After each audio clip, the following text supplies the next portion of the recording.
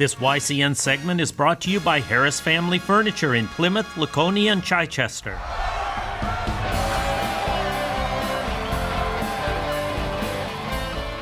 Welcome back, YCN Sports Talk. Jeremy Stout, Andrew Zerhide, our final segment here at Ramuntos in Claremont. Thanks to the people here at Ramuntos for hosting us. And Andrew, you got something over there. You remember the name of it? Was it maple? Sweet potato maple. Sweet potato maple. It's delicious. All right. Had a couple bites of it. It's really good. And I got a lemon cream cake here. Pretty straightforward, but they do a really nice job. Yeah. Obviously, they're famous for their garlic knots. You've had those everywhere.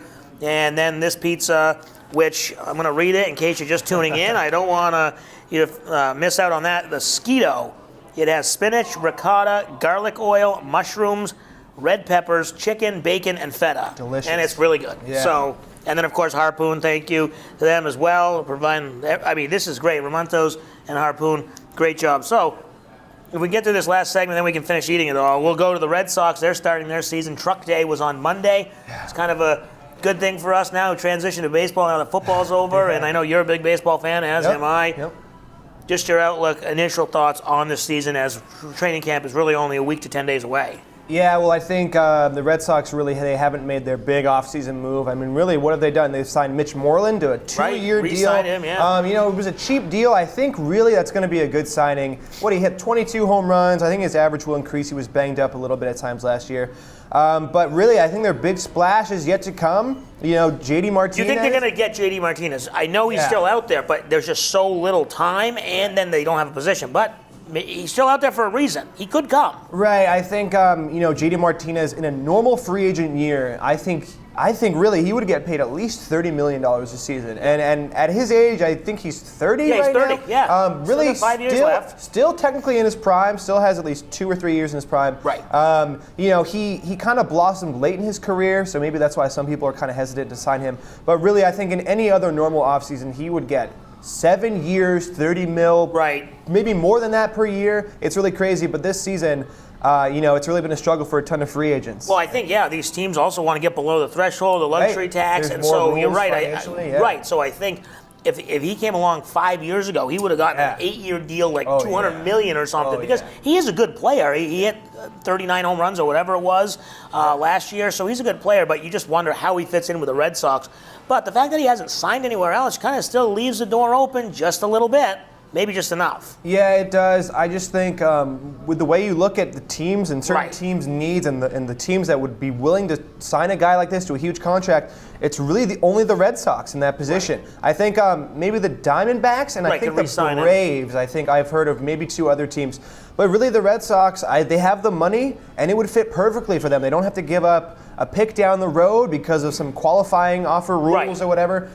So he would fit perfectly with this team. I think if they did sign him, the Red Sox would have the highest payroll ever in the history of their team. So that would be a little concerning. I think that's what the Red Sox want to avoid. But we'll see. Obviously, they get the new manager, Alex Cora. Yep. We'll talk more about that next week as he's trying to put his fingerprints on this team.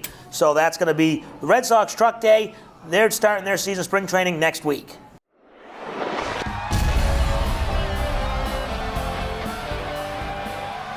It's time for the Salt Hill Pub Picks of the Week. Salt Hill Pub, honest food, perfect pints, live music, now here to serve you in 5 locations. All right, here we are with our picks. We'll just make the picks here. Obviously, no board behind us here at Ramuntos. We'll take the food rather than having the nice touch screen behind us. Well, that's a fair trade-off. Yeah. So, all right, we'll get to some NBA first, then we'll have some college basketball. Timberwolves at Cavs. Yeah. Obviously, Cavs have been struggling. They're right there and still in the playoff mix, and they're at home.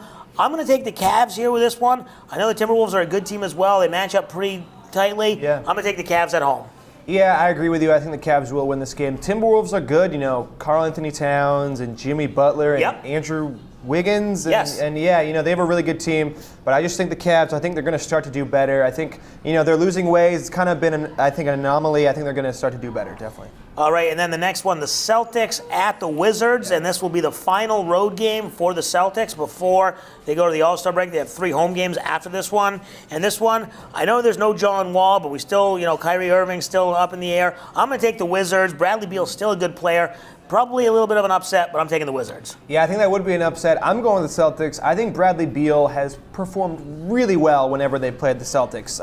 And John Wall, like you said, I know he's out, but I'm going with the Celtics. I think Kyrie will be back. I think he's been out 3 or 4 games. Now, something like that. I think he's going to be back. I think the Celtics will win this one. All right, quickly, 3 college games. Ohio State at Purdue. A big matchup. Purdue, a really good team this year, top of the line. Maybe get a 1 seed. They're at home. This will be a big test, but I take Purdue over Ohio State. Yeah, I agree with you. I think it's going to be a big test. Ohio State, they're a good team, but I'm going with Purdue. All right, another one. Duke-UNC, rivalry game. Yeah. UNC's at home. Not a lot separates these teams this year. They're usually doing a little bit better, but I take UNC. Yeah, I think just playing at home, I think it's going to give them the edge. I'm going the Tar Heels. All right, and then our final game, a local game, Princeton at Dartmouth. Dartmouth has yet to get a conference win.